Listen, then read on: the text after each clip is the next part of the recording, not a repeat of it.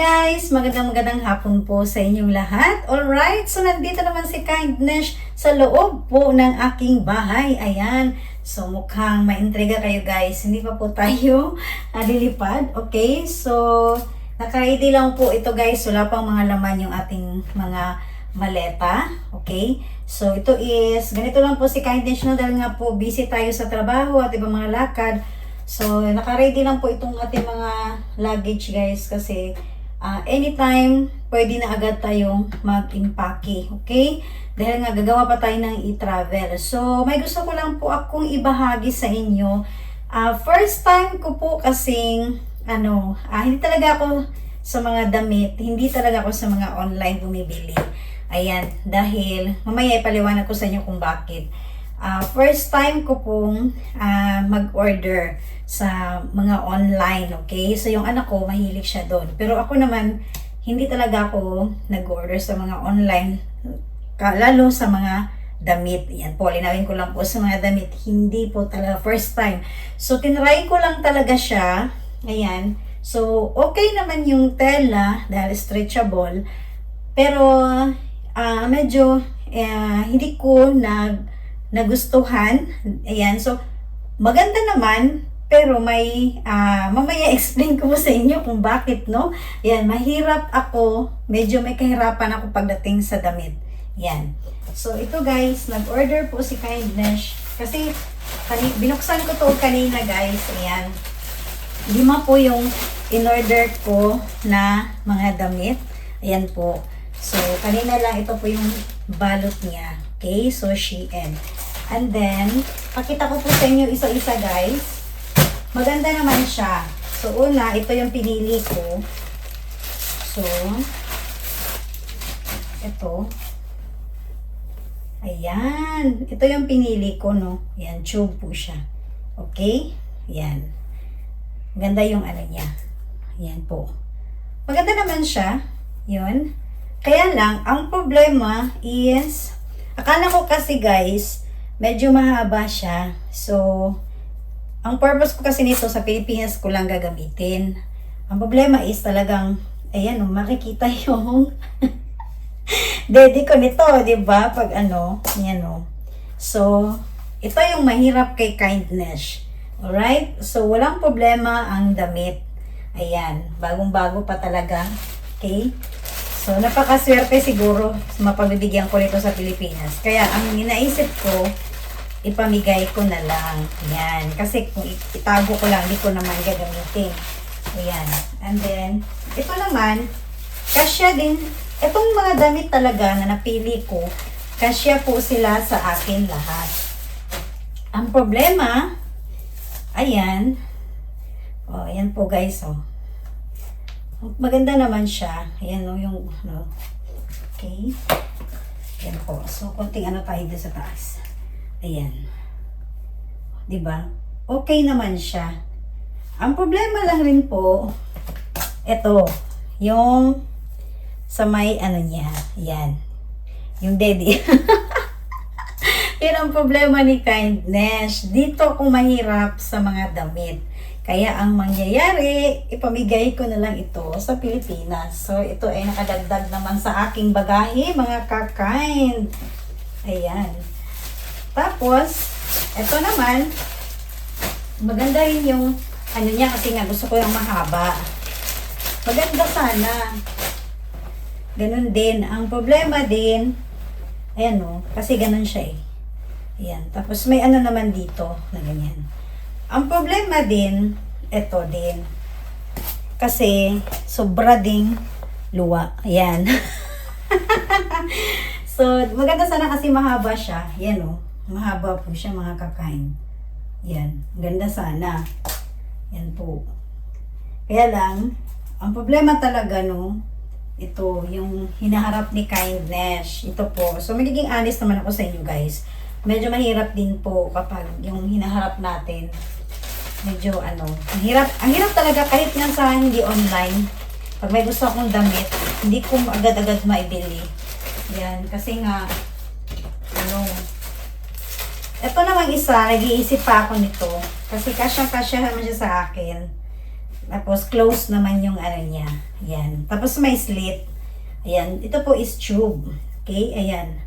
Napakaganda nito. Ayan po mga kakain to. May slit po siya. Ayan. So, pwedeng ganyan. O, diba? Ang ganda. Ganda ng kulay din. Ako po ang namimili talaga lahat nito, guys. Ayan, no. At saka stretchable po siya. Ayan. Maganda sana. Ayan. Pero nag-iisip pa ako dahil pwede naman. Kasyang-kasya naman po kay Kindness. Tsaka fit po yung ano niya. Pwede naman tayong mag-blazer. Ayan. Diba? Pero nagustuhan ko talaga siya. Gusto ko siya mga ka-kind. So, nag-iisip pa ako. Pero syempre, padala ko rin to sa Pilipinas. Ayan. Wag hindi ko talaga nakapag-decide na ako nito. Sa 5 damit na pinili ko, ito yung medyo nagustuhan ko. Ayan. And then, ito naman, pwede sana ito kasi purpose ko nito in order ko sa beach. Yan. Kasi yung kulay niya, yung tingkat talaga yun, no? Yan. Sa beach talaga ang purpose ko nito. Ayan, mga ka-kind. O, diba? Ganda. Maganda talaga yung ano niya, oh. Mahaba. Ayan.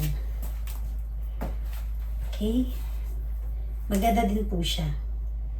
O, diba? Kaya lang, nag-iisip pa rin po ako kasi nga, kung nakikita niyo po, kapag susuotin natin, bakat na bakat po yung loob natin. Yung, alam mo yung mga suot natin ng mga, bakat na bakat po siya. So, dapat pala, in-order ko nito, yung parang may pagkaitim, para hindi halata yung, pero maganda talaga siya pang beach.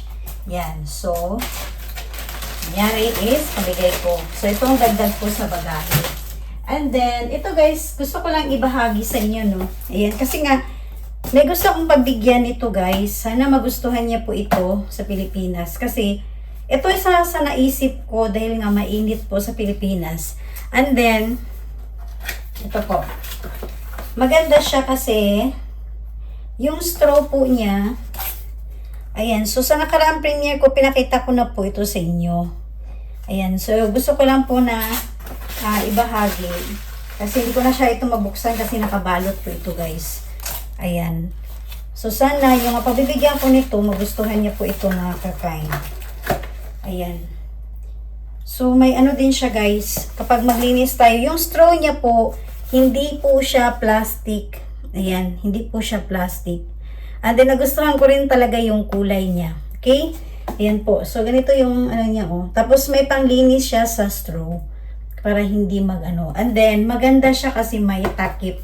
So, sa mga nakapagsubaybay, ayan, ganito po siya, guys. Ayan. So, ito po yung takip niya. Ayan. So, kung kayo tayo ng straw niya, tatakpan natin. Ayan. Tapos, pwede natin siya, ayan, oh, may tali siya. So, pwede mong parang ikwintas mo, parang ganon. So, maganda. Maganda talaga siya gamitin. Gusto ko nga rin siya eh.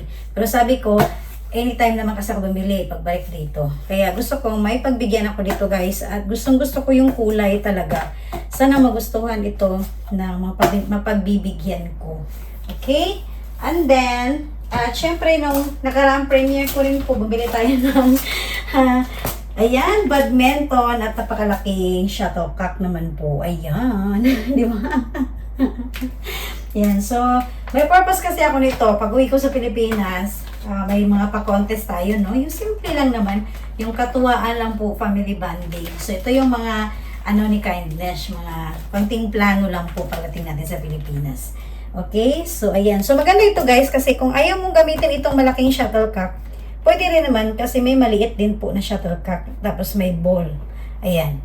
May naman. So, wala ka nang. Bakit? Kaya ito ang nabili ko kasi ayaw ko nang bumili ng maliit pa. Dahil ito set na siya. May malaki, may maliit din na shuttlecock. Diba? So, ayan. So, tuwing umuwi si Kindness kasi nagdadala ako nito. Pero yung unang dinala ko, parang plastic siya. Ito kasi iba ngayon. Ayan. So, talagang iba yung niya. Iba yung parang ordinary yung badminton yung dinala ko noon na pero malaki din. Pero ito ngayon, mas maganda. Ayan. Kasi yung net niya, matibay. Yan po. Okay? Alright guys, so yun na po yung mga binahagi ni Kindness, no? Mga update ko po sa inyo. Ito yung isa, dalawa, tatlo. Lima. So, may 5 tayo luggage. And then, nag-iisip pa kasi ako sa pang-anim kasi nga, makeup ramen tayo. So, nag-iisip pa ako guys kung ilagay ko ba yun sa, sa maleta o ano. Tapos, ito guys, walang katapusan, di ba? May pahabol na naman ang sapatos. So, yung bagahe natin, madagdagan na naman. Sabi tayo ma-over baggage nito, no?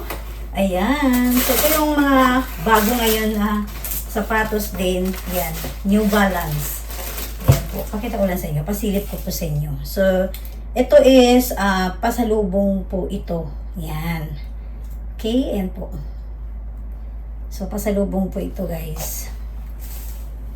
Yan. So, ito yung ngayon. Bagong labas po ng bagong model po ng New Balance.